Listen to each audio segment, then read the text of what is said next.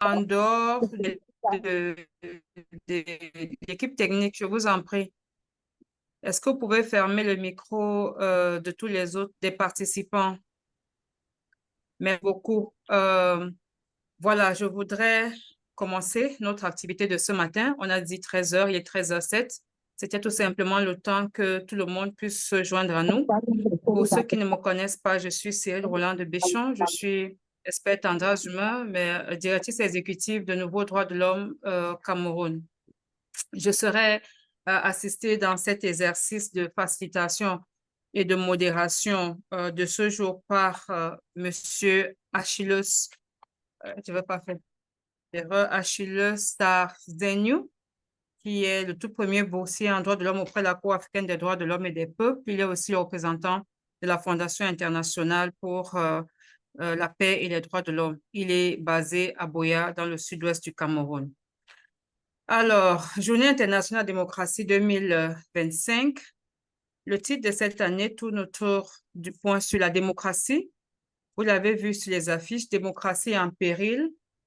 Comment la raviver au Cameroun? Je crois que c'est une affirmation, je ne sais pas si vous la partagez, mais je pense que c'est un fait qui est mondial, le fait de la montée des pouvoirs autoritaires et du péril sur la démocratie.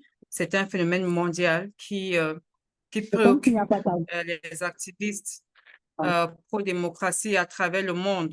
On aura l'occasion sûrement autour de cet atelier de faire le point en ce qui concerne le Cameroun. Mais avant d'entrer dans le vif du champ, de présenter nos remerciements à toutes les organisations qui ont contribué. Je ne suis pas sûre que je les citerai tous, mais je voudrais reconnaître la participation et l'implication internationale des femmes pour la paix, WILP, de la Fondation internationale FIPAD, Mandela Center Sciences africaines, Un monde à venir, Zenu Network, le REDAC, la Fondation FIDEP, Humanitarian Response Action, URAC, AFNUC, Association Avenir Femmes, Avocats, Association Jeunes Épanouis en Action, Association Femmes Revivre, la Projette,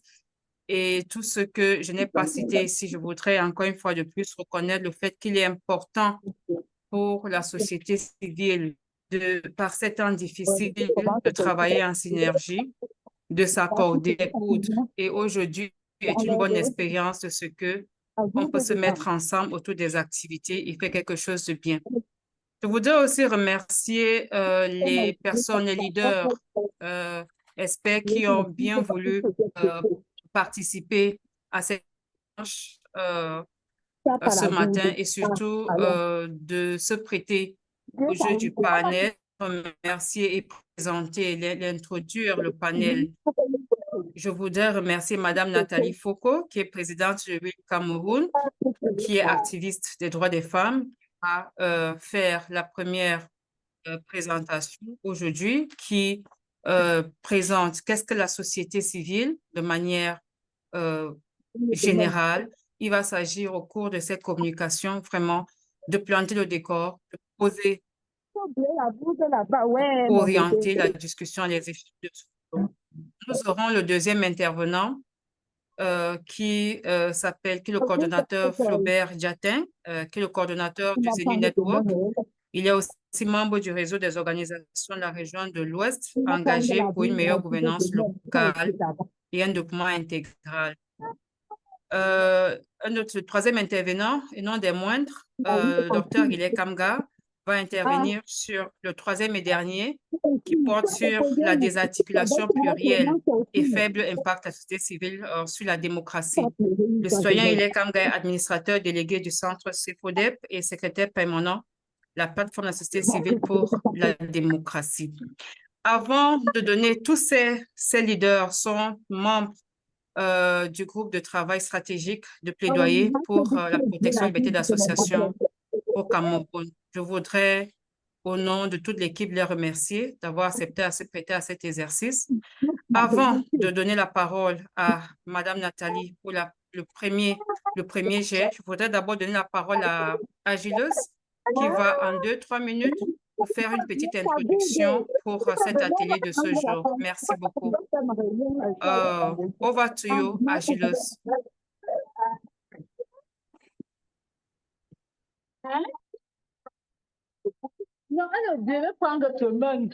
Thank you, Cyril. Please, is it possible that you try to mute Madame Estelle? A lot of noise is coming from her part, please.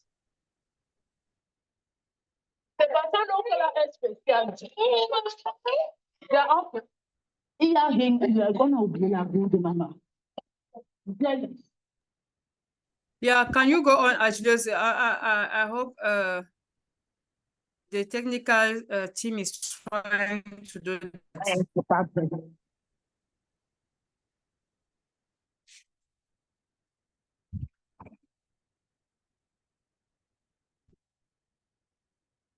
Agilus, are you there?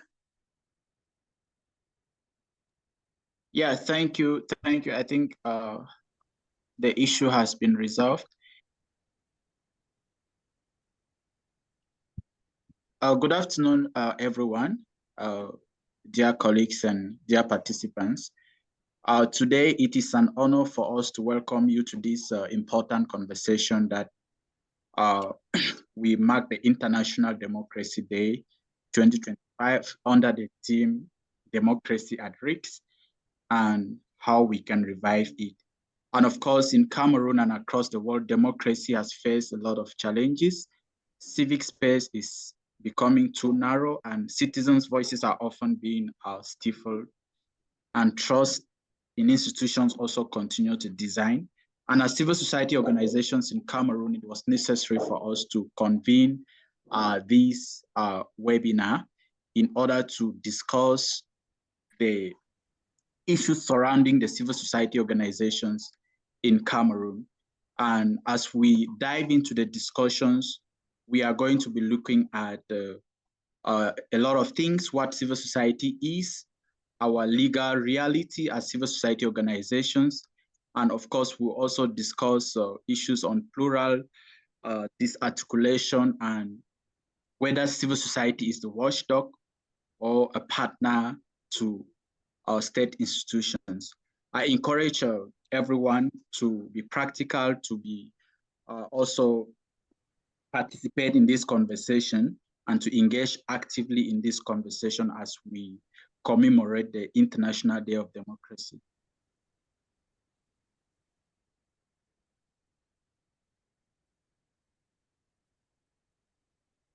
Over to you, Merci Cyril. beaucoup, Achilles. Alors, thank you very much. Merci beaucoup. C'est quoi la démocratie? Qu'est-ce que c'est la démocratie? Certains se demanderont pourquoi en veille des élections, nous parlons de la société civile, tout simplement parce que la démocratie, ce n'est pas que les élections. La démocratie, c'est plusieurs autres piliers, tels que les droits humains, liberté fondamentale, parce qu'on ne peut pas avoir un processus démocratique crédible si les autres piliers, n'est-ce pas, du processus démocratique ne sont pas préservés ou alors ne sont pas disponibles. C'est pour cette raison qu'aujourd'hui, nous questionnons un pilier fondamental de la construction démocratique qui est donc celui de la protection des libertés fondamentales. Et dans ces libertés fondamentales, il y a bien évidemment la question de la liberté d'association. La liberté d'association, pour ce faire, il faut des acteurs. Et ces acteurs, ce sont les organisations de la société civile. C'est pour cette raison que nous allons traiter la société civile aujourd'hui de fond en comble, parce que nous sommes la société civile, parce que nous voulons faire une introspection, nous voulons bénéficier ou du moins jouir de l'espace qui est le nôtre au Cameroun, sans lequel nous sommes dans l'impossibilité d'agir. Nous allons directement commencer avec le premier sujet de discussion qui est intitulé « Qu'est-ce que la société civile ?» Définition, composition, rôle. C'est quoi? En deux, Tali Foko, comment est-ce que vous pouvez définir la société civile pour ceux qui sont ici aujourd'hui et pour, n'est-ce pas, dans le cadre de cette discussion de ce jour? Merci Nathalie de prendre quelques minutes Oui, pour nous expliquer ce que c'est la société civile et quel est son rôle. Merci. oui. Merci Cyril de me passer la parole. J'espère que vous m'écoutez bien, que vous m'entendez bien. J'ai quelques difficultés par rapport au réseau qui est un peu instable. Mais bon, si ça ne va pas, je serai obligée de fermer la caméra pour que je sois mieux audible, je pense. Mais bon, pour l'instant, comme ça va, je pense que c'est mieux que je continue ainsi. Je dirais de façon, je vais d'abord dire merci, merci d'avoir associé Vivre Cameroun à cette belle initiative. Nous savons comment est-ce que la démocratie est, l'état de la démocratie actuellement dans notre pays. Et nous, en tant que société civile, nous avons un véritable rôle à jouer. Et malgré les difficultés que nous avons, nous devons avancer. Donc, sans plus tarder, je dirais que la société civile est un concept complexe à définir. Oui, parce que cela englobe l'ensemble des organisations non gouvernementales non lucratives qui agissent comme des groupes de pression pour influencer les politiques gouvernementales dans un sens, dans l'intérêt général, dans l'intérêt général de ce qu'elles représentent. Et je dirais aussi, pour une autre définition, que c'est un espace où les citoyens, les organisations non gouvernementales et les communautés s'organisent pour promouvoir leurs intérêts, défendre leurs droits et participer à la prise de décision dans le pays. Et comment est-ce que la société civile est composée? Euh, je dirais d'abord que de façon globale, on a répertorié 56 000 organisations de la société civile au Cameroun. Ça, ce sont les chiffres, je ne sais pas si je vais dire officiels, euh, des organisations de la société civile répertoriées au Cameroun. Et parmi ces organisations, nous avons les associations, nous avons des associations à caractère non gouvernemental, à but non lucratif. Nous avons les organisations non gouvernementales. Nous avons les syndicats. Nous avons les églises. Nous avons les organisations religieuses, je l'ai déjà dit, ainsi que les médias, certains médias indépendants qu'on peut assimiler à la société civile. Nous avons également euh, euh, des groupes, je vais dire des groupes corporatistes qui peuvent également être assimilés à la société civile, par exemple les avocats. euh, on peut également les assimiler à la société civile. Et en tant que rôle, qu'est-ce que la société civile peut jouer comme rôle au sein de la société générale? Est-ce que la société civile peut jouer le rôle d'allié? Est-ce que la société civile est plutôt un watchdog? Est-ce que la société civile peut jouer le rôle de critique? Je dirais que tous ces trois rôles sont... Allô? Est-ce que c'est bon là? Je peux éteindre ma caméra. Donc, je dirais que tous ces trois rôles sont ceux qui doivent être joués ou alors qui sont joués par la société civile. La société civile peut être un allié, c'est-à-dire elle peut soutenir les politiques gouvernementales qui favorisent l'intérêt général. Elle peut également être un watchdog, c'est-à-dire que la société civile peut surveiller les actions gouvernementales et dénoncer les abus du pouvoir. C'est aussi notre rôle. Nous pouvons également être des critiques. Nous pouvons jouer un rôle de critique, c'est-à-dire que nous pouvons remettre en question les politiques gouvernementales et proposer des solutions alternatives. C'est aussi ça notre rôle. Donc, en ce qui concerne la réalité juridique au Cameroun, je ne sais pas si je m'arrête là ou bien je parle du contexte juridique de la société Robert va civile. s'en charger. D'accord. OK.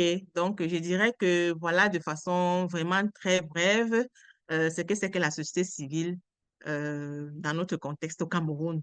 Et je pense qu'avec les échanges, les panélistes pourront aussi apporter des idées pour enrichir ce que nous avons préparé. Merci, Cyril. Merci à Tout toi à de... fait. Merci beaucoup, Nathalie. Merci infiniment pour cette introduction.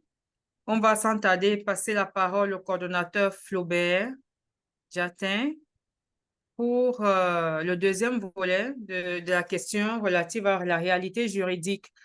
Comment comprendre, comment est-ce que la liberté d'association est protégée au Cameroun? Qu'est-ce qui existe? Qu'est-ce qui reste à faire? Merci Flaubert de prendre le micro. Bonjour à tout le monde. Merci pour l'opportunité et je suis très heureux de participer à cette rencontre. Non seulement c'est une rencontre d'information et de débat, mais c'est également une rencontre de formation. Bon, on va beaucoup parler en français. J'espère que nos amis anglophones pourront comprendre quelque chose. Sinon, je compte beaucoup sur Achilles pour pouvoir faire le résumé tout à l'heure. Cyril, dans ton introduction, tu as parlé du rôle de la société civile et tu as parlé beaucoup plus du respect des droits fondamentaux par rapport aux libertés d'association, aux libertés de réunion, etc., etc. Et que ces droits doivent être protégés et même défendus. Si vous permettez, je pense qu'il faut quand même rappeler, puisqu'on parle de la démocratie ici, qui a 5 piliers quand même fondamentaux d'une démocratie fonctionnelle que nous devons rappeler. Les droits fondamentaux, comme Cyril l'a mentionné, on peut ajouter 4 autres.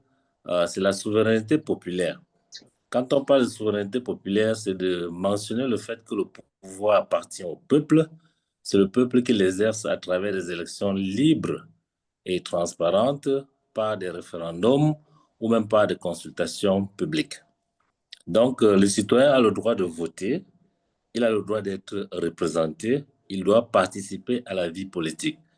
Mais chez nous maintenant, est-ce que le citoyen se sent écouté? Est-ce qu'il se sent représenté? Ça, c'est une question que nous devons regarder. Et qu'est-ce que la société civile peut faire pour que le citoyen se sente à l'aise par rapport à ces piliers? Le deuxième pilier, c'est la séparation du pouvoir. On a le pouvoir exécutif, le pouvoir législatif et le pouvoir judiciaire. Ces 3 pouvoirs doivent être séparés si on veut parler de démocratie. Comme ça évite que le pouvoir soit concentré entre les mains d'un seul acteur et là, on peut observer les abus. Et là, la société civile a un grand rôle ici, c'est de regarder et pour être capable de signaler quand il y a abus. Signaler quand la séparation n'est pas effective, et également signaler quand il y a des dérives. L'autre point que j'aimerais mentionner pour qu'une démocratie soit fonctionnelle, c'est le point de l'état de droit.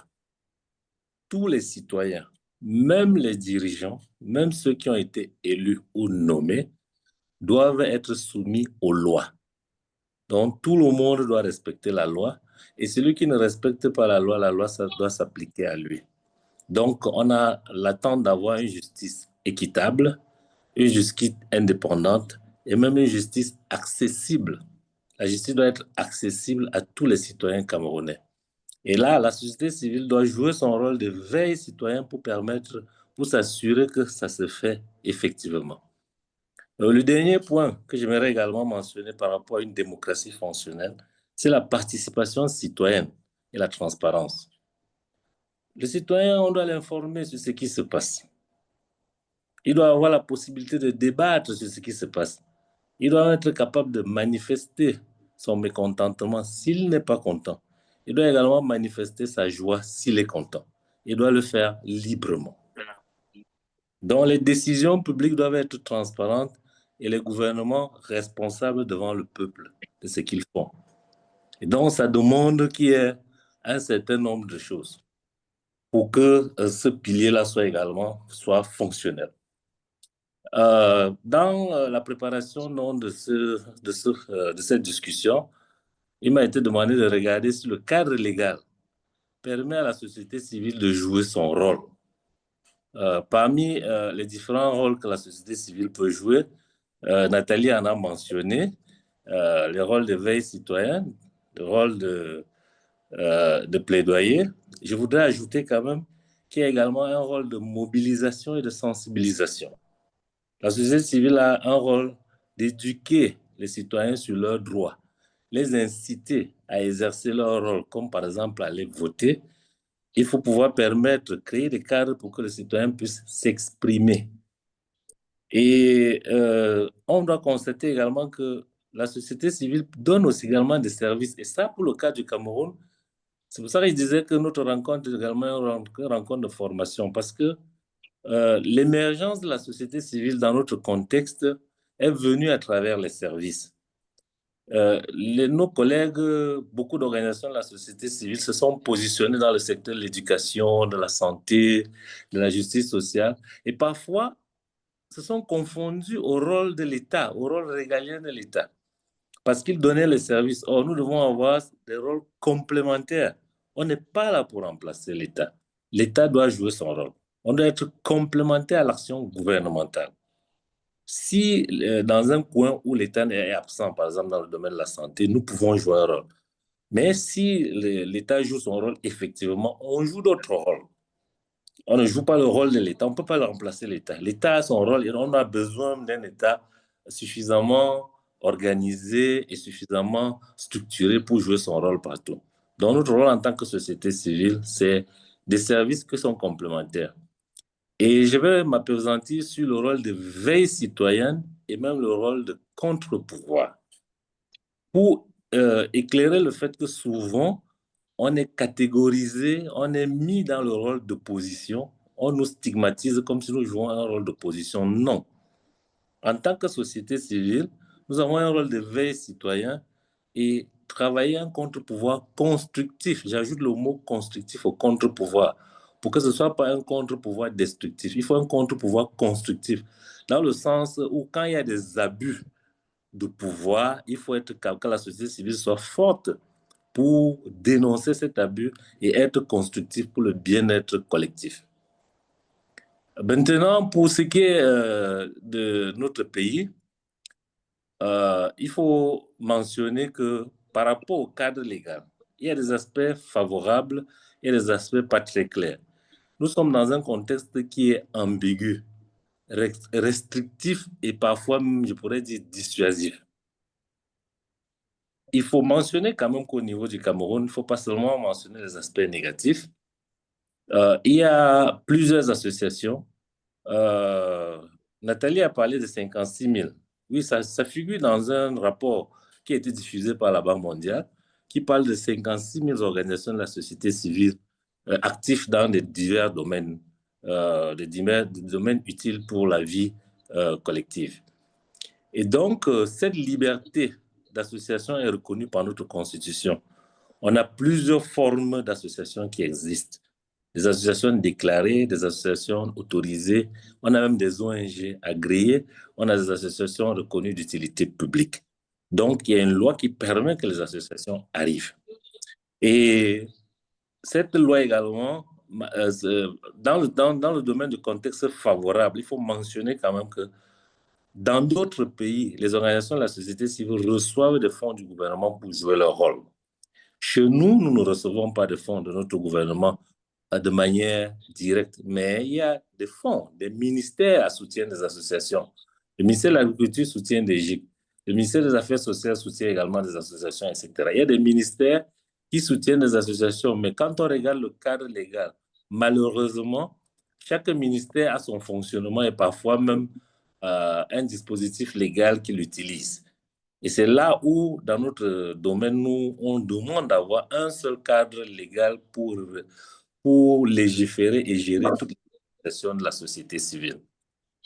Actuellement, au Cameroun, la société civile peut recevoir des financements, mener des activités. Toutefois, avec l'actualité récente, nous avons reçu des restrictions, nous avons reçu une alarme de la part du gouvernement qui mène vers la restriction de l'accès à ces financements. Il faut dire qu'au niveau du cadre légal, il y a un vide juridique parce que pour le cadre légal s'exprime clairement sur les dons, sur les legs, sur les cotisations des membres, mais le cadre légal ne s'exprime pas sur les projets, ne s'exprime pas sur les conventions de financement qui existent entre le gouvernement et les partenaires de développement. Donc, il y a un vide juridique qu'il faut rapidement clarifier, sinon ça perturbe Il faut également noter qu'il y a des obstacles, des ambiguïtés. Comme on n'a pas beaucoup de temps, je vais juste introduire ça. Les procédures d'enregistrement sont complexes et parfois opaques. Par exemple, pour devenir ONG, quand vous écoutez les histoires des collègues, comment ils ont fait pour devenir ONG, on se rend compte que le processus n'est pas transparent.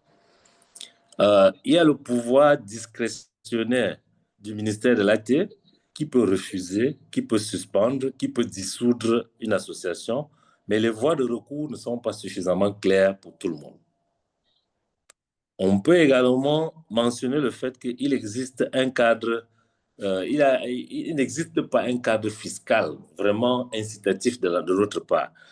Nous sommes assujettis à l'obligation de payer la TVA et quand on est une ONG, on doit être exonéré du fisc. Mais ce n'est pas la réalité parce que je connais des collègues qui ont le statut d'ONG mais qui ne sont pas exonérés des droits fiscaux et qui n'ont pas les facilités qui vont avec. Et également, il faut mentionner qu'au niveau du langage juridique, c'est compliqué. Parce qu'on ne comprend pas parfois ce qu'on appelle obligation légale. On ne sait pas ce que ça veut dire trouble à l'ordre public. On ne sait pas ce que ça veut dire liberté d'association ou liberté de réunion, parce que ça peut s'interpréter en fonction du sous-préfet que nous avons en face. Donc, on a un cadre légal qui est où les OSC peuvent agir, mais ils sont sous surveillance étroite.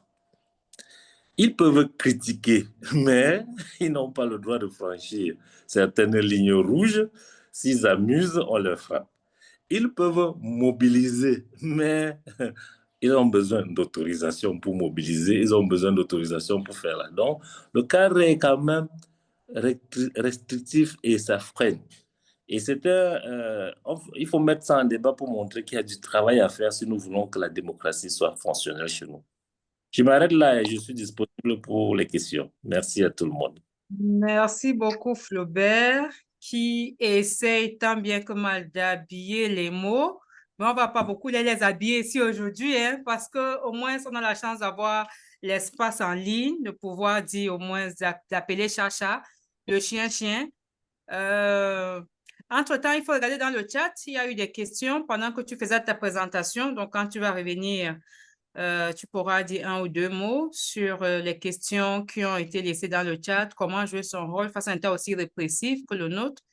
Et il y a un ou deux autres questions qui sont revenues sur le cadre légal. Mais parce que tu as parlé des termes juridiques compliqués, j'espère que le citoyen Hilaire Kamga est avec nous et il va donc essayer de déblayer. Je sais qu'il avait pour mission de traiter de l'impact de la société civile sur la démocratie. Est-ce qu'elle parvient à impacter au Cameroun ou pas? Est-ce qu'il est là? Merci, citoyen Dr. Hilaire Kamga, de prendre le micro. C'est à vous. Merci beaucoup, Madame la modératrice. Merci à votre brillante modération. Et je prends la parole. J'ai bien écouté la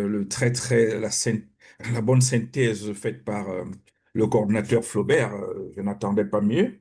C'est vrai que je suis aussi participant, donc j'ai quelques questions que j'ai réservées pour lui, bien entendu. Et tout en remerciant aussi cette brillance qu'on a pu voir de la part de Nathalie, qui a intervenu bien avant. D'ailleurs, à ULF, il y a toujours des femmes très brillantes, j'en sais quelque chose. Et donc, de ce point de vue, je prends la parole je vais d'abord m'excuser. Peut-être que je n'aurai pas euh, la même prestance qu'il faut pour présenter. J'ai accepté d'intervenir ici, sortant, étant encore dans une phase de maladie depuis mai dernier. Mais le sujet étant très, très intéressant pour moi-même, je n'ai pas pu résister à la demande de la modératrice de venir, je ne sais pas, supplier à des absences, peut-être, parce que je crois que vous aviez choisi un anglophone qui n'a pas intervenu. Mais bon, je peux supplier. Non. La société civile, c'est aussi la polémique. D'accord, allez-y. Donc, j'accepte ce rôle et donc, le thème qui m'a été consacré, qui m'a été réservé, c'est la désarticulation plurielle et un faible impact sur la démocratie. Je n'aurai pas la même posture conversationnelle qu'a eu mon ami Flaubert, peut-être, mais je vais me débrouiller à être le plus audible possible. D'abord parce qu'il a déjà déblayé le terrain sur la définition de la démocratie, puisque nous sommes le 15 septembre, c'est une journée de la démocratie. Je pense que c'était tout à fait indiqué, il a bien fait, j'apprécie beaucoup. Qu'on commença par là, par une bonne définition, mais je vais résumer par là, puisque c'est l'entrée de mon intervention. Je ne saurais parler de la désarticulation. Il a fait l'impasse sur la démocratie sans mettre de l'emphase sur la démocratie elle-même, puisque c'est de là que va dériver la société civile. Il a tout à l'heure structuré les piliers. J'aime toujours dans les enseignements rappeler qu'il y a ces trois piliers fondamentaux, c'est-à-dire la dévolution de pouvoir à travers les élections qui doivent être libres, justes et démocratiques pour qu'on soit en démocratie. Et donc, le deuxième, il a bien rappelé que c'était ce qu'on appelle généralement la séparation de pouvoir, parce qu'il faut éviter, hein, en prenant exemple sur Machiavel, qui avait très bien traité cette question-là, éviter de concentrer tout le pouvoir sur les mêmes personnes. Mais ce qui est important ici, c'est le troisième pilier, c'est là où nous apparaissons, le troisième pilier de la démocratie, c'est-à-dire l'état de droit. L'état de droit qui lui-même se décline avec les quatre composants de l'état de droit, c'est-à-dire l'égalité des sujets de droit, et bien entendu les droits de l'homme, et naturellement la hiérarchie des normes juridiques. Mais puisqu'on en parle sur la dévolution de pouvoir et la question de l'égalité des sujets de droit, on voit ici que pour qu'on parle de démocratie, il y a un premier élément central qu'on doit admettre que les personnes dans une démocratie sont égaux. Les personnes sont égales, je vais dire, excusez-moi. Et le deuxième élément, il faudrait que pour exercer un pouvoir, parce que tout le monde ne doit pas exercer le pouvoir en démocratie, il faut choisir une minorité de gens à qui on va transférer un pouvoir qu'il va gérer pour une période donnée qu'on appelle le mandat. Alors, quand on questionne, je ne sais pas si je suis bien écouté.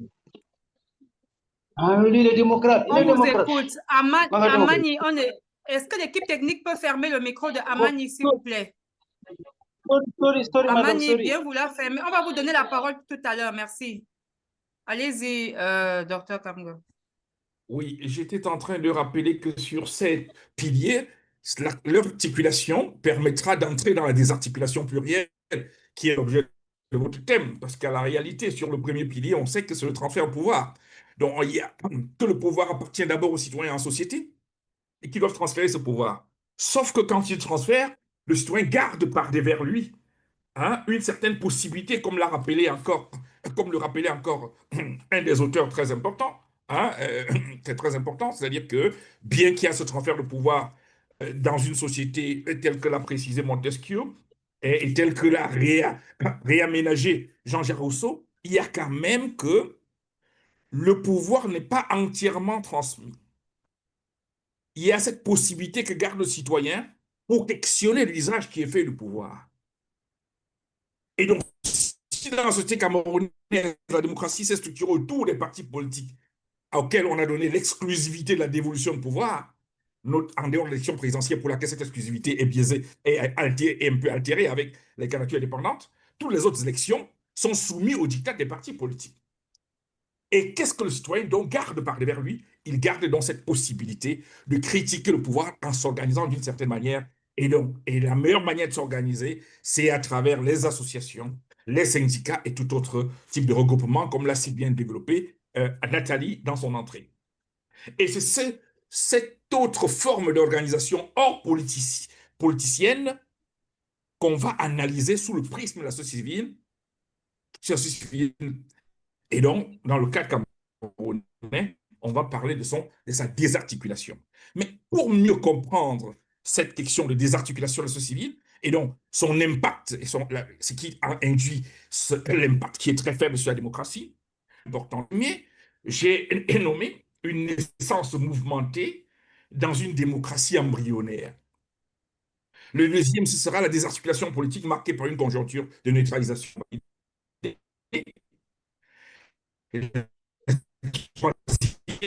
C'est la désarticulation matérielle ou la banalisation de la représentation, et donc ce qui nous permettra de voir conséquences et naturellement d'indiquer quelques pistes de recommandation.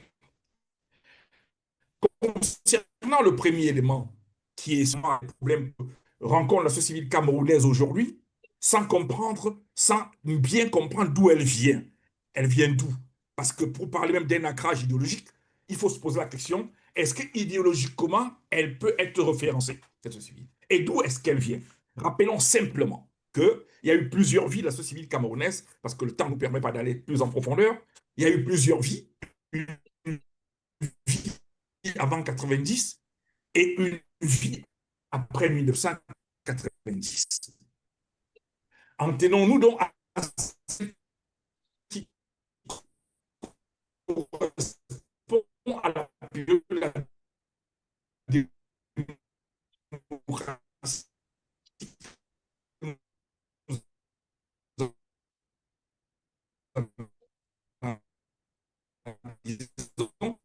La démocratie la plus créée dans la fin du mois de décembre 1990 au Cameroun. Et dès la première moitié de l'année 91, il y a une floraison d'organisations de la société civile et principalement, naturellement, les organisations de la société civile consacrées aux droits de l'homme. Pourquoi les droits de l'homme à ce moment-là? Parce qu'effectivement, le Cameroun a eu, et notamment, les droits de l'homme ont été mis à l'épreuve.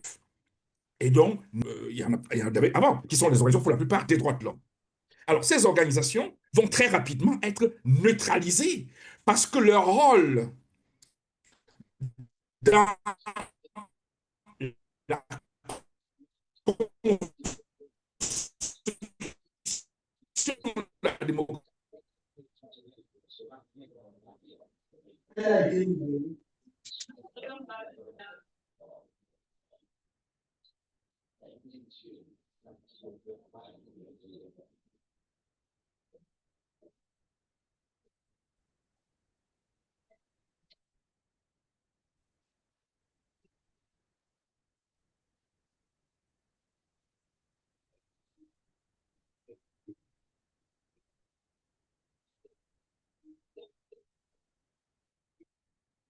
Allô?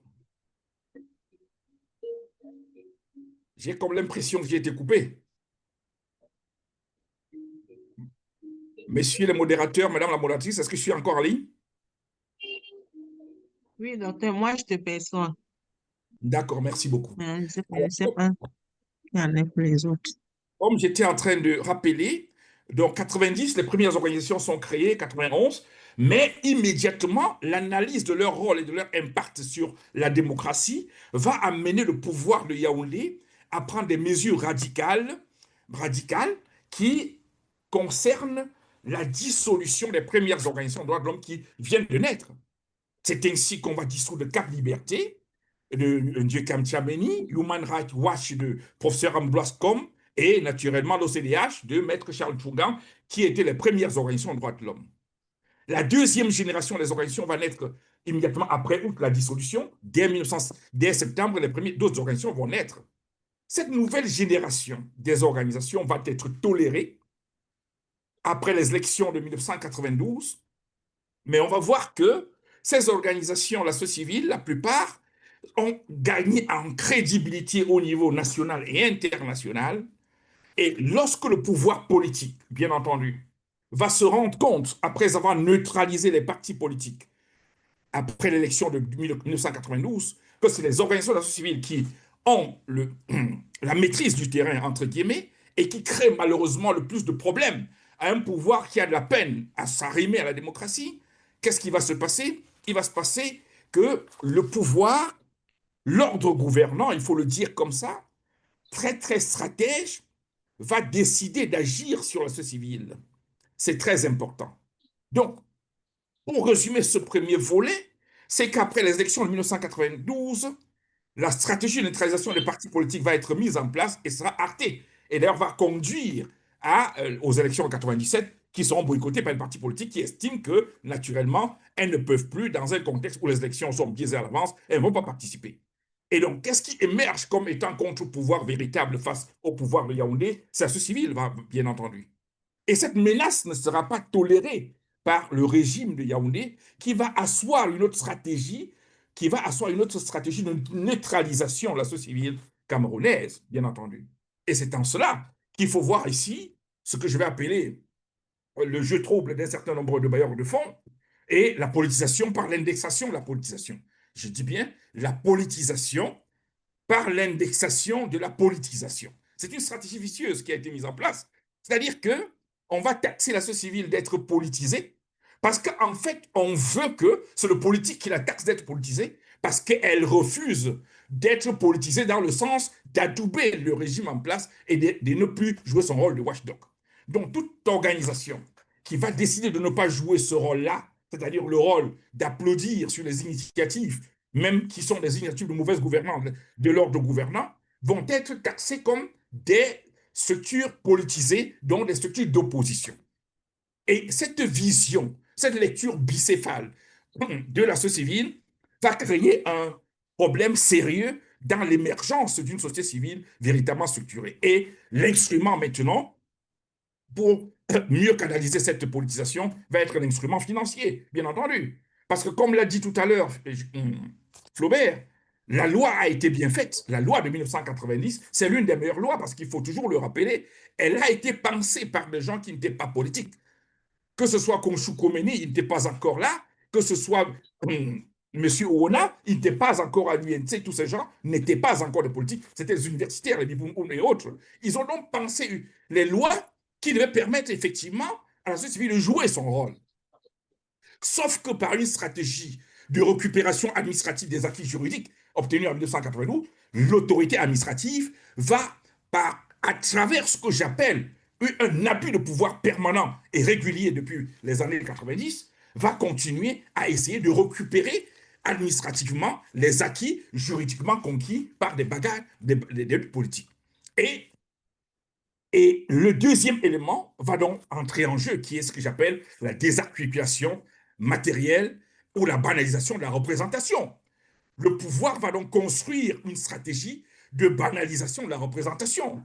Parce que face à une société civile qui de plus en plus est audible, parle d'une même voix, il y a des leaders charismatiques qui sont connus. Je ne veux pas ici, on ne va pas parler des gens, des personnes, ce n'est pas l'objet de ce débat.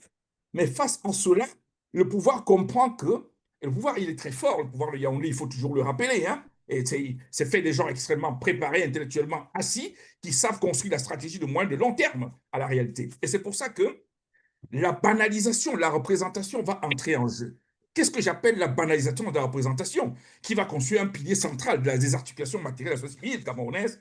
C'est-à-dire que face aux véritables organisations créées avec des objectifs, des buts et des idéologies bien arrêtées, qui se sont donnés pour ambition d'être des véritables watchdogs, qui refusent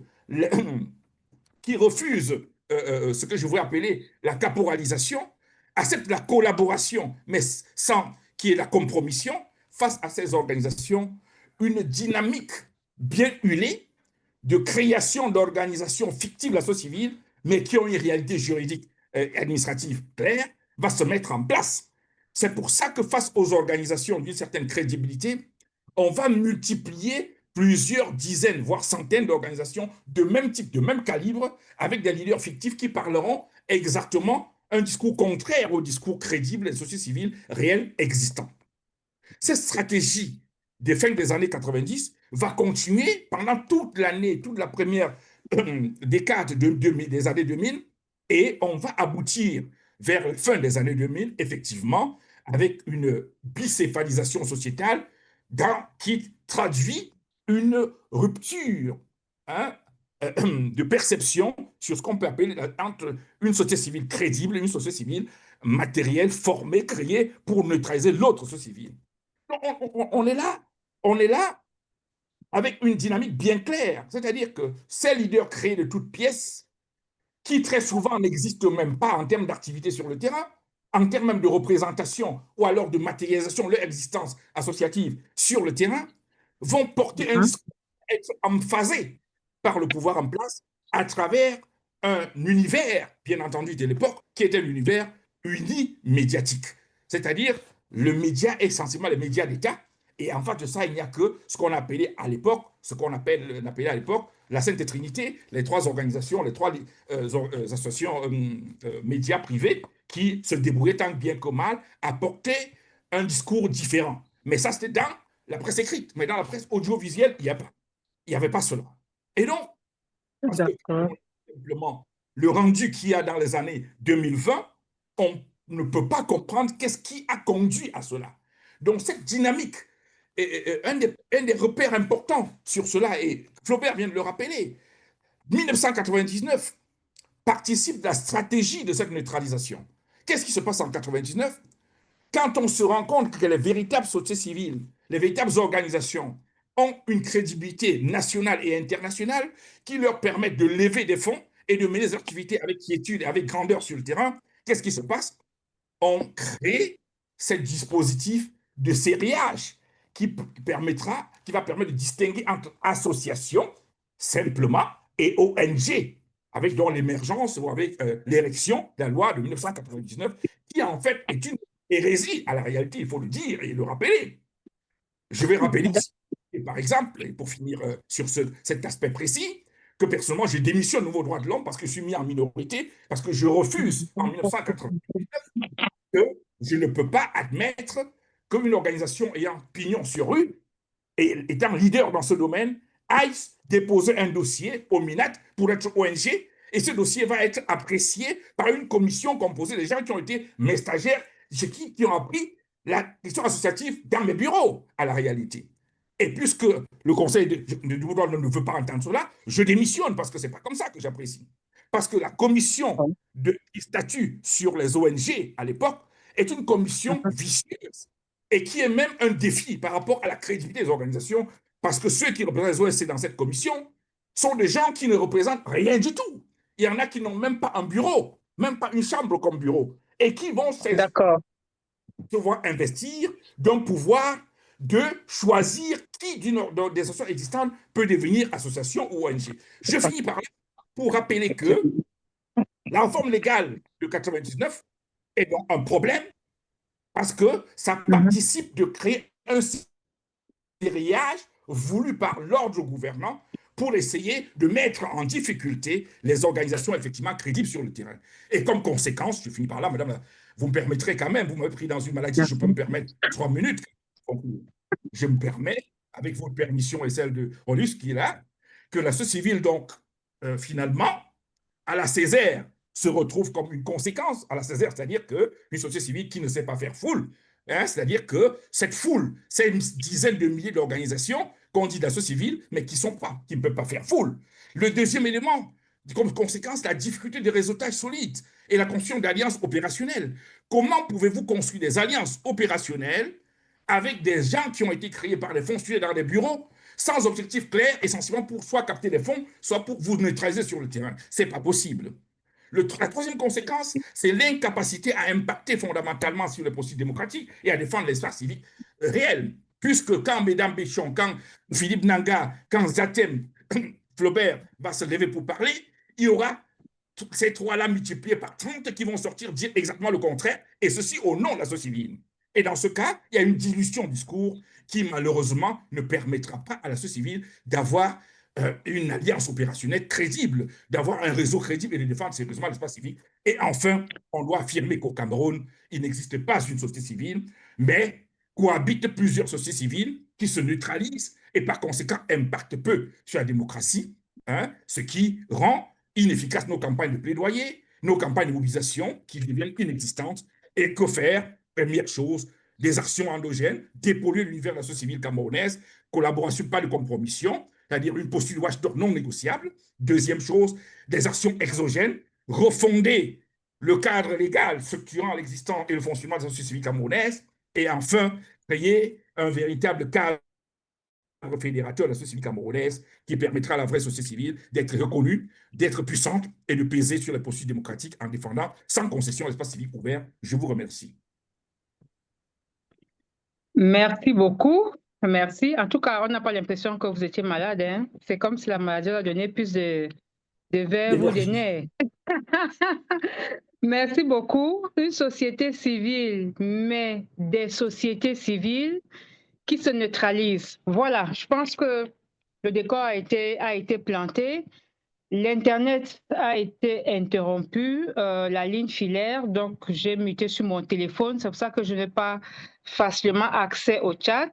Les autres, l'équipe technique, Flaubert, les intervenants, je vous prie de regarder le chat. Maintenant, la parole est à qui voudrait la prendre. Vous pouvez parler aussi bien en français qu'en anglais, mais s'il vous plaît, allez droit au but et posez votre question ou faites votre commentaire. Les intervenants vont revenir après un tour après que 2 ou 3, 4 personnes aient pris la parole parmi les participants. Je vois le commentaire de Carter Kwamo, sa question, qui dit ceci. J'essaie d'ouvrir. Carter comme dilution du discours du fait de la multiplication des sociétés saisies du régime, mais est-ce que ces solutions peuvent être mises en œuvre dans un système politique qui instrumentalise cette société civile?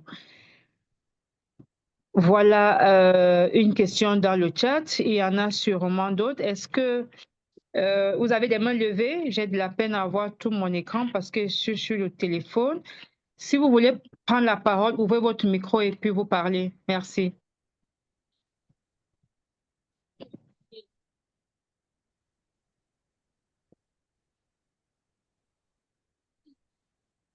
Allô? Elisabeth Oui, a la allez-y. main levée. Elisabeth, allez-y, s'il vous plaît.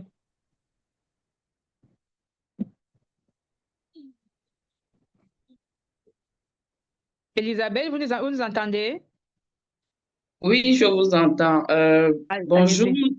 oui, bon après-midi, chers Cyril, chers panélistes et chers collègues de la société civile.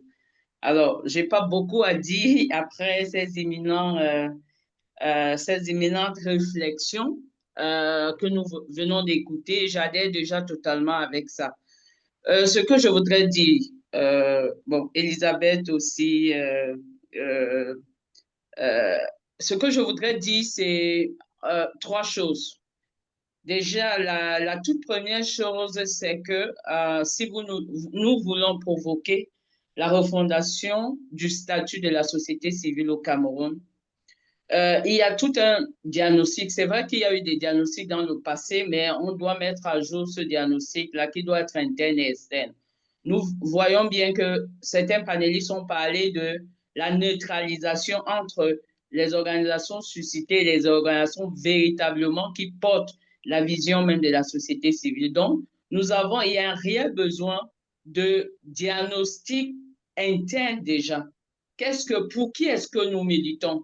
Parce que, in fine, si nous ne convergeons pas notre vision vers l'intérêt ultime des communautés, des citoyens, ça veut dire que nous cessons de jouer notre rôle, nous cessons de porter notre vocation. Par rapport en différence avec le secteur marchand et le secteur public, nous sommes là. Toutes les corporations que Nathalie a citées, notre rôle ultime, c'est comment on s'assure en tant qu'interface, comme en tant que force de proposition, comment nous nous assurons que le gouvernement joue pleinement son rôle, comment nous assurons de l'état de droit, comment nous assurons que le citoyen lambda a voix au chapitre, peut parler et entendu et que ses besoins sont satisfaits. Ça, c'est notre finalité. Première chose, c'est vraiment nous mirer pour s'assurer que est-ce que nous poursuivons encore cette finalité où nous sommes là pour des intérêts égoïstes? Ça, il faut le dire. La deuxième chose que je pense, c'est que nous devons militer profondément pour la réforme du statut de la société civile, que nous n'ayons plus la pléthore des textes qui nous gouvernent et qui sont décidés par d'autres. Je suis très d'accord avec Dr. Elekam lorsqu'il dit des personnes ou des entités s'asseyent pour définir qui est du statut de 99 ou du statut de 90 ou du statut lié à des ministères, à des sectoriels. Il faudrait que ça cesse. Nous devons provoquer donc auprès de l'administration un véritable débat qui nous permet d'être au centre de la reconstruction de nos statuts. Et si nous voulons le faire, en tant que force de proposition, nous devons déjà écrire cette vision-là avec toutes ses composantes et proposer. Et pour proposer cela, nous devons aussi bousculer les parlementaires parce qu'ils doivent jouer leur rôle aussi de force de proposition dans la mesure où ils peuvent aussi proposer et ils peuvent aussi élaborer ou se faire aider pour accompagner une proposition de loi. La troisième chose que je voudrais dire, c'est que nous devons bousculer les PTF parce que les PTF ne jouent pas pleinement leur rôle. On a l'impression aussi qu'ils sont complices de ce qui se passe. Il y a quelques mois, moi j'ai interrogé, en tout cas j'ai questionné un PTF de l'Union européenne, en fait d'une composante de l'Union européenne, notamment le FBI, qui est une composante sur la démocratie, l'état de droit, les questions de non-violence et de lutte contre l'extrémisme violent. Et ils ont dit, avec le contexte du Cameroun, nous voulons nous réserver. Non, nous avons aussi l'obligation ou la responsabilité de les bousculer parce que lorsqu'ils font des conditionnalités d'aide à notre gouvernement, il y a bien ce qui les intéresse. Pourquoi ne pas intégrer la société civile là-dedans? Ça, c'est très important pour nous. Cet acteur ou ces acteurs-là, et nous devons mettre en avant aussi tous les engagements pris au niveau international, que ce soit qui renforce le positionnement de la société civile nationale, que ce soit l'agenda 2063, que ce soit la déclaration de Paris, que ce soit le Grand Bargain de 2016, que ce soit, nous devons bousculer effectivement, même si ce sont des dispositions qui n'ont pas toute la valeur contraignante qu'on aurait souhaité, il est important pour nous aussi de pouvoir mettre ça en avant pour créer donc le rapport de force.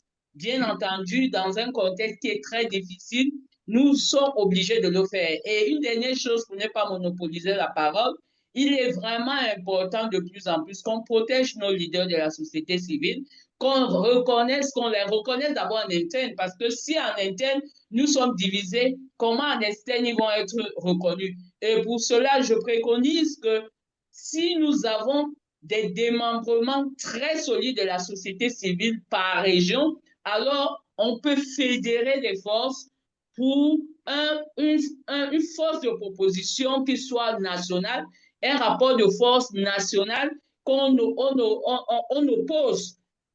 J'aime pas trop le mot opposition parce que ça, c'est un construit camerounais, mais on va le dire ainsi, qu'on oppose à l'administration publique qui met un entorse ou qui rétrécit notre exercice et notre espace d'expression. Donc voilà quelques réflexions que je voudrais apporter de façon complémentaire à ce qui a été brillamment dit par les panélistes. Merci.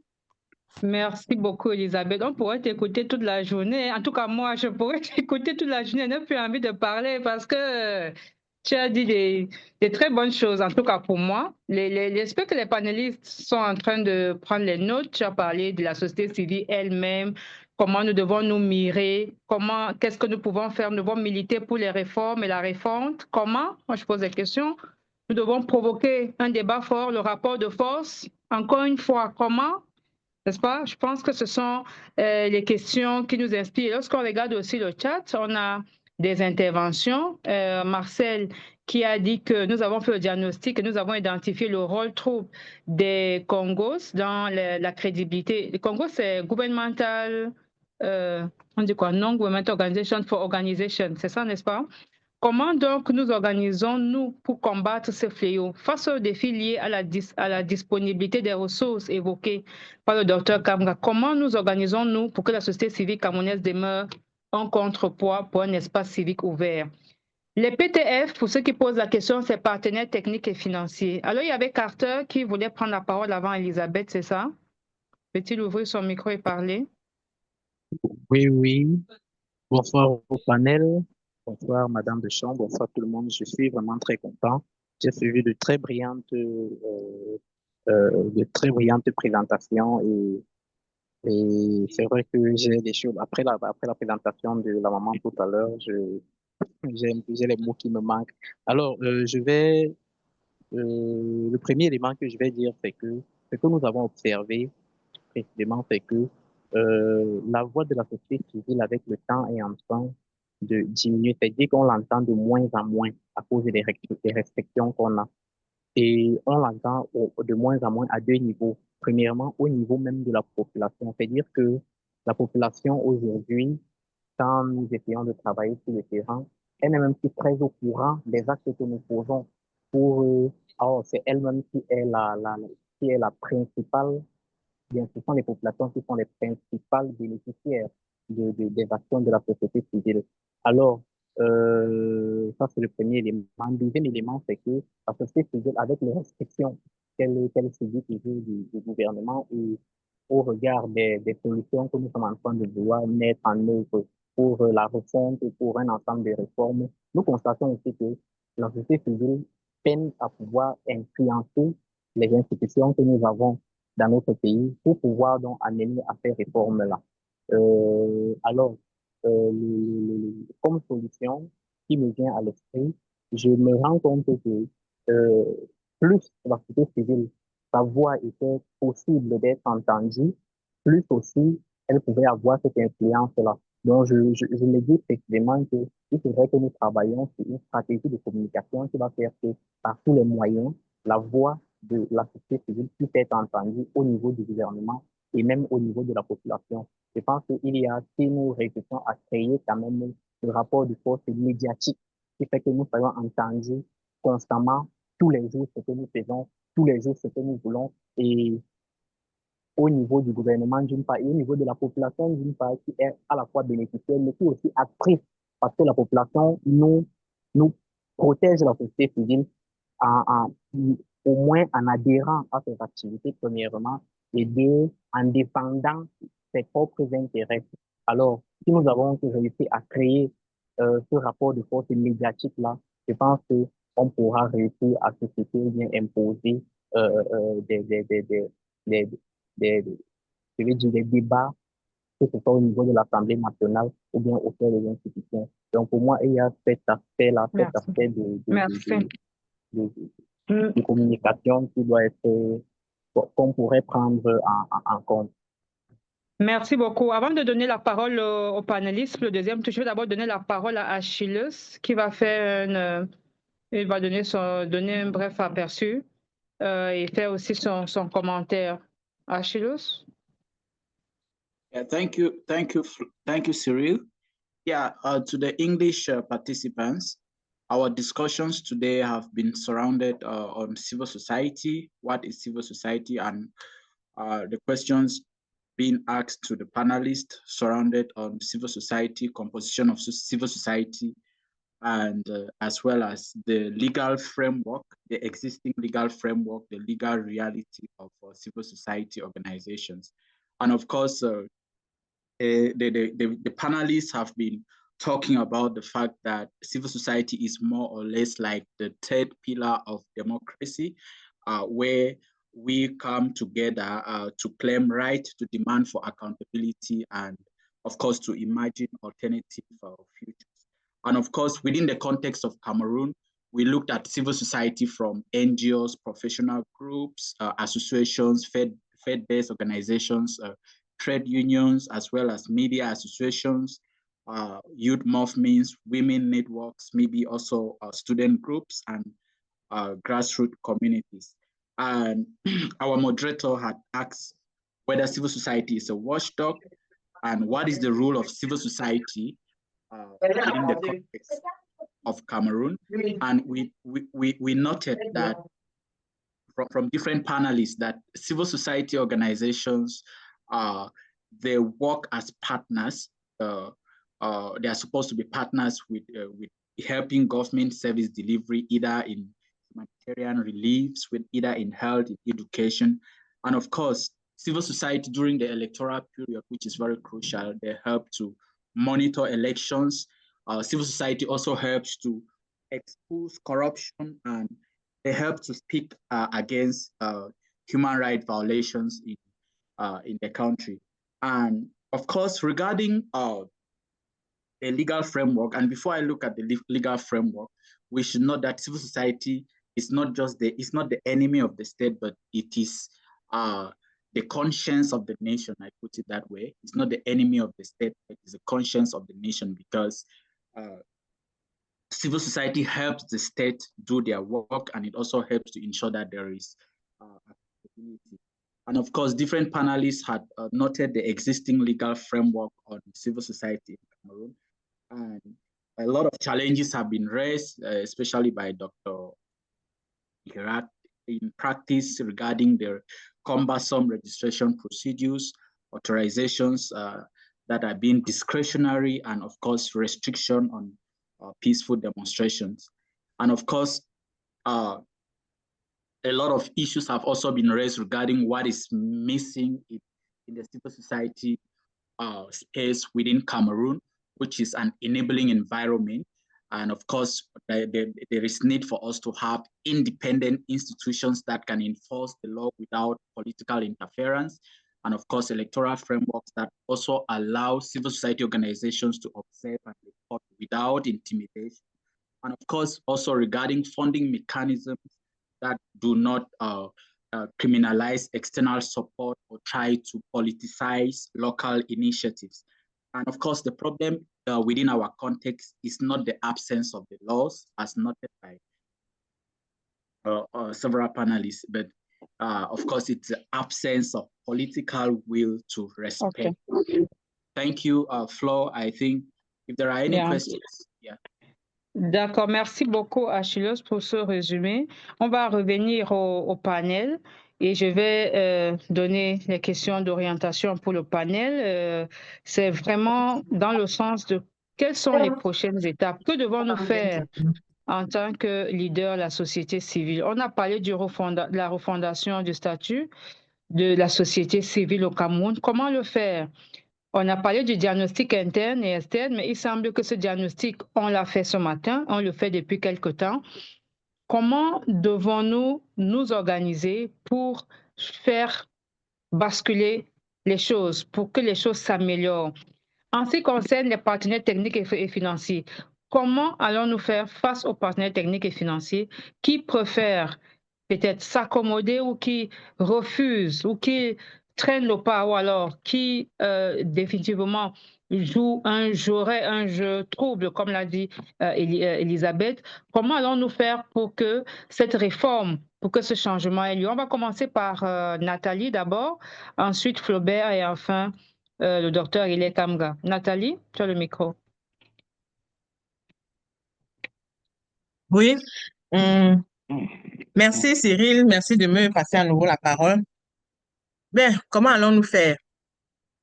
Je pense que dans un groupe, nous avons déjà commencé vraiment à mobiliser la société civile autour de cet idéal, de pouvoir faire ensemble, de pouvoir essayer de faire l'état des lieux, de diagnostiquer quels sont disons, de faire le diagnostic des difficultés que nous avons, de pouvoir porter à l'attention les décideurs, disons, pas seulement les décideurs, mais les partenaires, le pouvoir même, etc. Donc, moi, je pense que c'est déjà un point positif. C'est vrai, ça tarde un peu à prendre, mais je pense qu'on ne doit pas baisser les bras. On doit continuer malgré les difficultés, malgré les obstacles. Et je pense que c'est en étant ensemble qu'on peut mieux avancer. Voilà ce Merci que je beaucoup. peux dire par rapport à ça. Merci beaucoup, Nathalie. Flaubert. Parce je vais juste ajouter qu'avec les difficultés, on peut se soutenir quand on est ensemble. On se soutient mieux. Voilà, merci. Effectivement, d'accord. Merci beaucoup. Flaubert. Oui, merci Cyril. Bon, nous avons fait le diagnostic comme on l'a fait là. Donc, on mentionne beaucoup de choses qui nous permettent de ne pas bien travailler. Mais également, nous mentionnons également qu'en face, le cadre légal n'est pas suffisamment incitatif et n'est pas en notre faveur. Nous mentionnons également en face que le gouvernement ne nous traite pas comme des partenaires, il nous traite plutôt comme des adversaires. Et donc, en tant qu'il nous traite comme des adversaires, or nous sommes des partenaires au développement et devrait nous traiter comme des vrais partenaires qui sont complémentaires de son action. Donc, ces limites-là font qu'il y a un gros travail à faire sur le plan d'abord individuel au niveau des organisations. Je crois que les organisations doivent se donner quelques principes organisationnels et d'action pour être efficaces. Être efficace, c'est d'être déjà clair dans ce qu'ils ont à faire et de disposer des outils de gouvernance qui n'ouvrent pas la porte à des critiques par rapport à leur gestion ou bien par rapport au respect du cadre légal. Et ils doivent également pouvoir avoir un dispositif d'action, de plan d'action et de zones d'intervention très cohérentes. Bon, maintenant, ceci fait au niveau individuel, il est important de prendre en compte le fait que nos défis, on ne peut pas les résoudre seuls en tant qu'organisation. Pour faire changer la donne, nous devons être à plusieurs. Donc, ça demande que nous mutualisons nos efforts, que nous travaillons également en synergie et qu'on se soutienne mutuellement. Et donc, pour mutualiser les efforts, il faut avoir des plateformes crédibles pour le faire. Pour pouvoir se soutenir mutuellement, il faut déjà qu'il y ait une certaine confiance dans notre milieu. Parce que si nous travaillons dans une logique où on s'attaque mutuellement, où on se détruit mutuellement, on ne se protège pas, ça nous fragilise davantage que de nous renforcer. Et il y a dans le soutien mutuel également, il faut prendre en compte le fait que le dispositif qui existe pour nous permettre d'avoir accès aux ressources est un dispositif qui nous met en concurrence entre nous. Parce que c'est à travers des appels à projets qui sont parfois diffusés par les partenaires techniques et financiers que nous allons chercher des ressources pour nous travailler. Or, en fait, on devrait être reconnu comme partenaire et avoir accès aux ressources librement si on est reconnu efficace. Si le gouvernement avait mis en place un dispositif d'évaluation, un dispositif pour mesurer la qualité des ONG et permettre aux ONG crédibles et efficaces d'avoir accès aux ressources, cette fois-là, l'accès aux ressources ne devrait plus être concurrentiel. Parce que répondre aux appels d'offres nous met en concurrence et on ne peut pas demander aux gens qui sont en concurrence pour avoir les ressources de ne pas être en concurrence au moment du travail. Ça crée déjà un état d'esprit qui fait que on est conditionné pour se battre mutuellement, pour s'attaquer mutuellement, au lieu de travailler ensemble. Donc, c'est un gros défi. Nous devons être conscients de ça et adopter des attitudes et des façons de travailler qui réduisent les écarts entre nous et qui facilitent la synergie. Bon, je vais m'arrêter là pour ne pas monopoliser la parole. Merci beaucoup. Docteur Ile Kamga, que devons-nous faire? Non, je pense que ce qui a été dit est suffisamment clair aussi. Mais il faut être d'abord, le premier élément central, c'est d'être honnête. On doit être envers nous-mêmes. On ne peut pas, les acteurs de la société civile ne peuvent pas se tromper entre eux, à la réalité. Pour faire bouger la ligne, il faut créer un rapport de force. Et on ne crée pas de rapport de force avec les contingents de l'adversaire dans son camp. Ce n'est pas possible. Parce que les contingents de l'adversaire dans son camp permettent de neutraliser, de vous auto-neutraliser, et donc à l'adversaire de vous gérer comme il entend. Parce qu'on est arrivé à une situation, par exemple, au Cameroun, où aujourd'hui, on semble admettre que, par exemple, l'autorité administrative, dont le MINED particulièrement, serait peut-être dans son droit de poser tel ou tel type d'acte. On en est là, pratiquement, à un moment donné. Et que, bien que je sois l'un des premiers acteurs qui se bat, qui voudrait qu'on change le cadre légal, il faut déjà qu'on admette que celui qui est là est totalement piétiné par l'autorité administrative, c'est fondamental. Et pour l'admettre de manière claire, il faut créer le rapport de force. Et créer le rapport de force, c'est avoir le courage de dire, ce n'est pas tous ceux qui disent nous sommes à société civile qui le sont. Et donc, il n'y aura pas de structuration efficace de la société civile s'il n'a pas une introspection dans le camp de la société civile pour que les gens admettent qu'il y a des intrus qui sont là pour diluer leur discours à eux. Et pour en arriver là, il faut être capable, et Flaubert a sorti quelques éléments, mais dans l'autre sens, bien entendu. C'est-à-dire que, je voulais résumer en disant, il faut qu'on soit capable de structurer à travers des mécanismes d'évaluation par les pairs. C'est-à-dire, ça n'est pas parce qu'on a dit que la société civile se réunit à tel endroit que le premier guidame qui s'amène, qui dit que moi je suis association Tantampian, va entrer et parler au même titre que M. Ndiatem ou Elisabeth qui vient de parler tout à l'heure. Ce n'est pas possible. Dans toute société, il y a une hiérarchie. Et ces hiérarchies doivent être adossées sur du travail effectif, sur un vécu qui permette aux gens d'avoir une certaine autorité pour parler de certaines questions.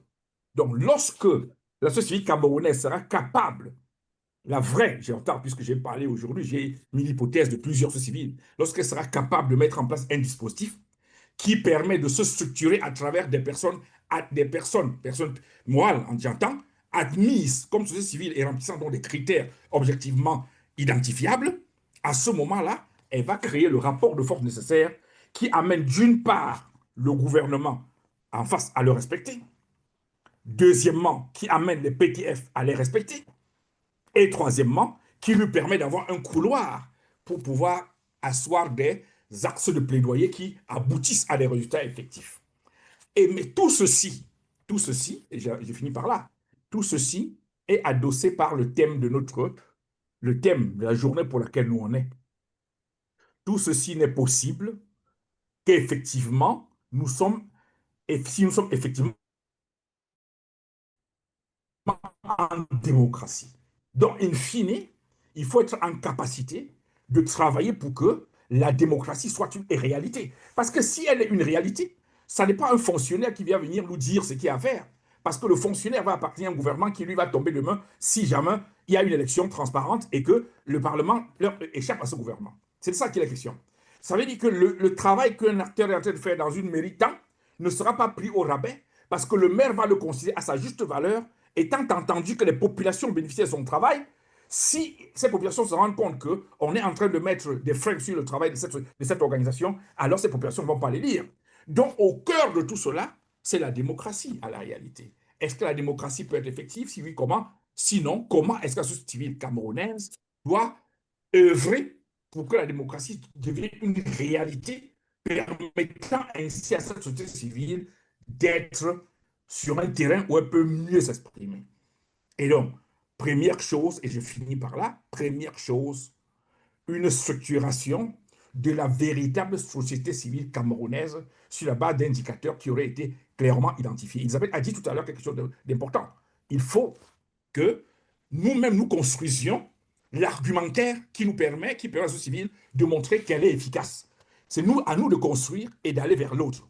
Mais comme on a dit, quelqu'un l'a dit tout à l'heure, dans un des groupes que j'ai vu qui a été créé pendant que j'étais très malade, le groupe OSC, je ne sais pas quoi encore, on a vu que les choses ne peuvent pas avancer pour la simple raison que nous sommes dans le système de pédale mais pédale bloquée. Pendant que certains avancent, d'autres doivent bloquer parce que ça peut heurter certaines amitiés ou certaines relations ou certaines amitiés qui sont au sein des administrations et dont on ne voudrait pas heurter. Or, dès l'instant où ces postulats devraient gouverner les actions de la société civile, on n'avancera jamais. Il faut être au-delà de cela. Donc, c'est ce que j'ai dit dans TAM, être capable de se regarder en face et de dire les choses comme elles sont. Est-ce que les ONG, est-ce que la structure aujourd'hui qui crédibilise, qui accrédite les ONG, est-ce qu'elle est en capacité de pouvoir donner le statut d'ONG à tel ou à tel? Si ce n'est pas le cas, la vraie société civile doit pouvoir produire un document de plaidoyer sérieux pour dire « Nous recusons cette structure si tant est que vous voulez ONG. » Puisque aujourd'hui, on a sorti une liste de 104 ONG camerounaises, que c'est les seuls qui peuvent recevoir le financement. J'ai vu la difficulté avec laquelle les OSC camerounaises ont été incapables de disséquer cette liste pour montrer que dans ça, près de la moitié ont été créés par les fonctionnaires et que tous ont été créés en moins de 2 ans. Simplement parce qu'il fallait qu'on n'ait pas 30 personnes qu'on va présenter au bailleur, qu'on dise qu'il y a au moins 100. À la réalité, on les a créés en moins de 2 mois, mais la société civile camerounaise a été dans l'incapacité de créer un document réel pour combattre cette liste des 104. Tout simplement parce que dans votre sein, dans notre sein aujourd'hui, il y a des gens qui ont des familiarités et des acquaintances ou qui ont été créés par justement ces pouvoirs-là et qui ne peuvent pas heurter ce pouvoir-là. Ça va être dommageable pour le sort de la société civile demain et donc pour le sort de la démocratie. Merci beaucoup. D'où l'appel à l'authenticité de l'identité de chaque OSC. L'imposture doit cesser en notre sein. Il faut identifier les intrus et les neutraliser, du moins réduire la capacité de parler au nom de la société civile. Établir un mécanisme crédible d'évaluation par les pairs. Il n'y a pas de société civile sans principe de mutualité, complémentarité, transparence recevabilité et communication sur notre agir. Pardon, redevabilité, oui, redevabilité et non recevabilité. Voilà, on est en train d'aller vers la fin. C'était 13h, 14h30, 90 minutes. Achilles, tu as la main levée ou bien elle est levée depuis? Yeah. You know, Just to respond on the financing model for civil society organizations, I think for FIPAD, there is a need for coordination of civil society organizations. And this means that every organization should be able to have an annual plan. And of course, civil society organizations, we need to be transparent. Transparency is key for us to be able to solve the issue of financing of civil society organizations, because this transparency could be done by publishing our reports, financial reports, annual reports, and of course we need to prioritize general interest over self-interest. We should avoid a lot of unhealthy competition, conflicts among ourselves, and of course we need to also then have an ethical. For instance, civil society organizations that are working in the domain of human rights could form a network, and then through that network, financing could be made easier. I am speaking with comparison to the East African perspective. If you look at the way civil society organizations in East Africa, they work in collaboration, and it makes financing very easy for them. And furthermore, leaders of civil society organizations also need to protect one another, and they need to avoid, let me use a Cameroonian local parlance, kumbusa against others. And of course, they need to be watched, they need also to fight for the interests of their colleagues. I think that if these are implemented, we can be able to solve the issue of financing. Oui, c'est clair, hein, les intervenants, on a largement échangé là-dessus, le fait qu'il y a un travail à deux niveaux, au niveau individuel des organisations, mais au niveau global et au niveau structurel. Moi, je voudrais revenir un peu, juste pour Flaubert aussi, dans ses réponses, a parlé des processus qui, dès le début, mettent les organisations en concurrence, parce que on lance des appels à projets et les gens se mettent à se battre, n'est-ce pas, doivent se battre pour obtenir des financements. Il y a plusieurs terrains sur lesquels on doit travailler. Je pense qu'on a parlé de fond en comble de la synergie, de la mutualisation, du soutien mutuel, de la confiance entre les acteurs. Je pense que les autres en pensent. Je pense que l'idée d'Elisabeth sur ce mécanisme d'évaluation par les pairs, est-ce que ce serait un point d'entrée? Nous devons plaider pour la réforme. Nous devons travailler en synergie. Nous devons travailler. Comment bâtir cette confiance? Qu'est-ce que nous pouvons faire? Comment allons-nous nous y prendre, nous tous, au niveau global? Je rappelle encore, il y a un travail à faire au niveau individuel, mais il y a vraiment un travail à faire au niveau global. Comment allons-nous faire ce travail-là? Je pense que c'est une réflexion qui a commencé depuis. Le citoyen, il a évoqué les groupes qui ont été mis en place, Flaubert aussi, Nathalie. Je crois que ce travail, cette réflexion va continuer, étant donné qu'une bonne réunion est celle qui ne met pas trop long. Je vais rapidement donner la parole, 30 secondes, 1 minute aux listes pour leur mot de fin. Et nous allons clore cette réunion s'il n'y a pas d'autres interventions urgentes parmi les participants. Alors, on commence par qui? Nathalie, tu veux dire encore un mot?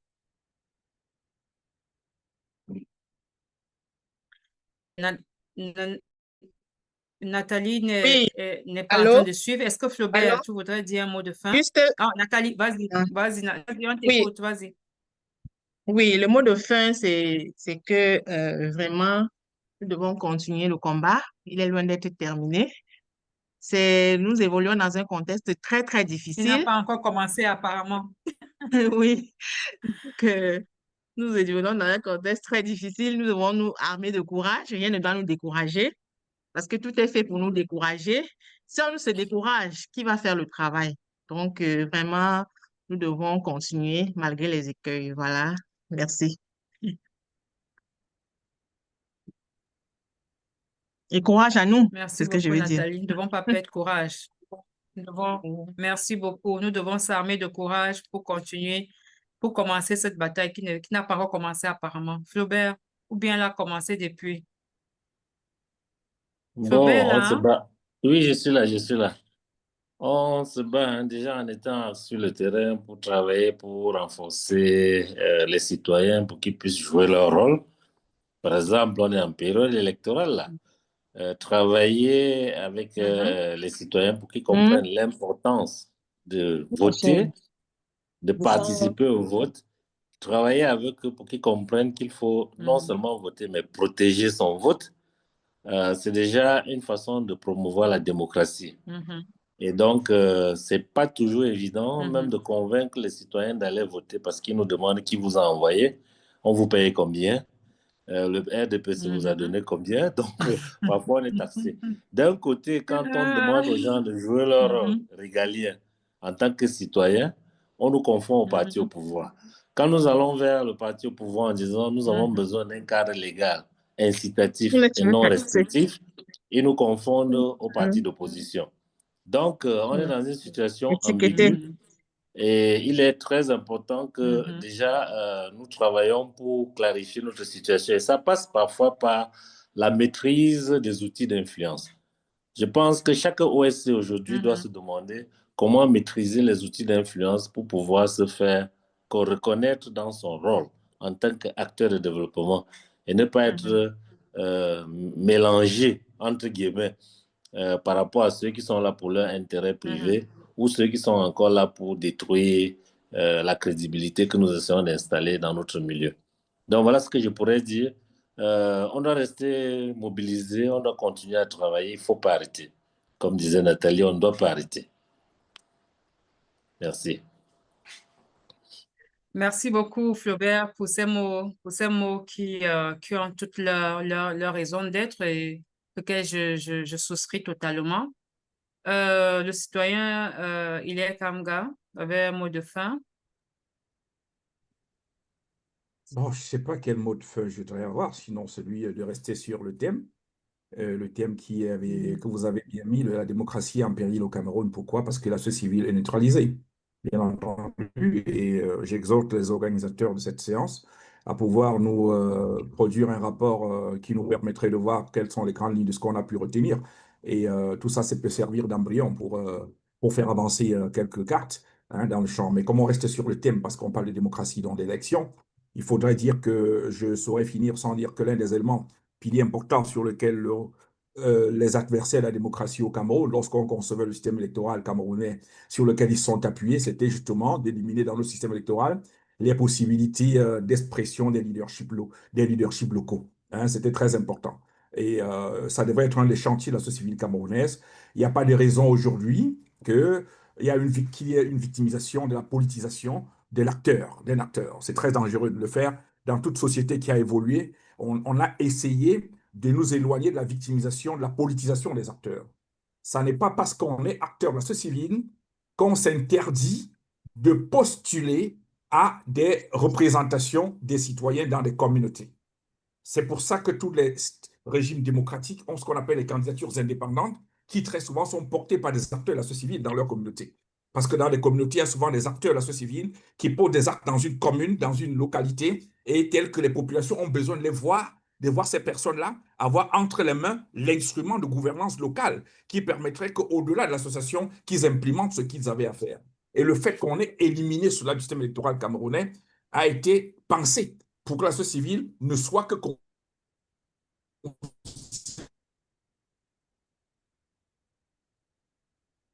externe au jeu. Ils sont l'un des chantiers pour lesquels, moi, personnellement, je recommande à la société civile camerounaise de se battre pour que les candidatures indépendantes puissent être acceptées lors des élections au Cameroun. Mais pour cela, il faut qu'elles se structurent. Et pour se structurer, il faut que c'est les gens qui ont des choses en commun qui puissent le travailler. Et c'est ce que je recommande, une meilleure structuration de la véritable société civile camerounaise. Ce n'est qu'en cela qu'on peut gagner le combat démocratique. Alors, merci beaucoup. Tout a été très bien dit, sinon trop bien dit. Je remercie Nathalie, Flaubert, Hilaire, Achilleuse, Elisabeth, tous ceux qui ont vraiment mis du temps et de l'énergie c'est quelque chose, ça a été tellement très bien fait. Je remercie aussi toute l'équipe technique derrière la préparation. Je remercie tous les participants. Je voudrais penser que ceci est le début des rencontres plus régulières au cours desquelles nous allons trouver des solutions aux problèmes, à nos problèmes en tant qu'acteurs civils. Je pense que on l'a commencé, on l'a dit, on doit continuer ce combat, on doit continuer cette discussion, on doit pouvoir bâtir des choses, bâtir des ponts pour faire face à l'adversité, mais surtout pour apporter des réponses durables à la situation de la société civile. Je vous remercie encore pour tout et à tous et à nous revoir très, très bientôt. Merci beaucoup. Merci. Je Peut-être une reste en ligne photo, pour ceux qui Cyril. veulent faire le Congo, Merci ça. beaucoup. Ah, Une photo! Oh, Photo. la technologie, on fait ça comment? Ouvrez vos caméras! Je ne sais pas, demande à, c'est comme Ouvrez vos demande à caméras, l'équipe technique. please. À l'équipe technique. Ah, l'équipe technique. Mhm. L'équipe technique, nous, on veut la photo. On fait ça comment? Ouvrez vos caméras, please. Vous avez ouvert? Parce que moi, je vois seulement quelques personnes. Vous avez, monsieur, OK. Ben bon, même s'il n'y a pas, Et, même si les caméras ne sont pas ouvertes, les noms vont rester, il n'y a pas de souci. OK, d'accord. Est-ce que l'équipe technique a déjà pris alors la photo? Vous avez pris? Je dois prendre le téléphone, filmer mon ordinateur. Ça te permet, ça te Robert, permet dis-moi, on fait d'avoir ça la liste. comment? Tu te moques de moi, hein?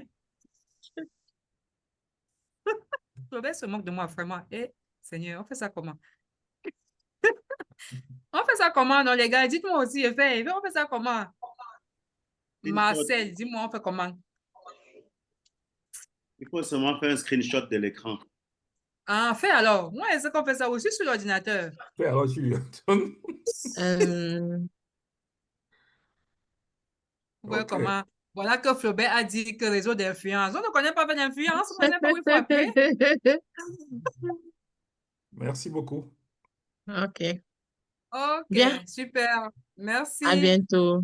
À bientôt. Bye bye. Bye. Bye.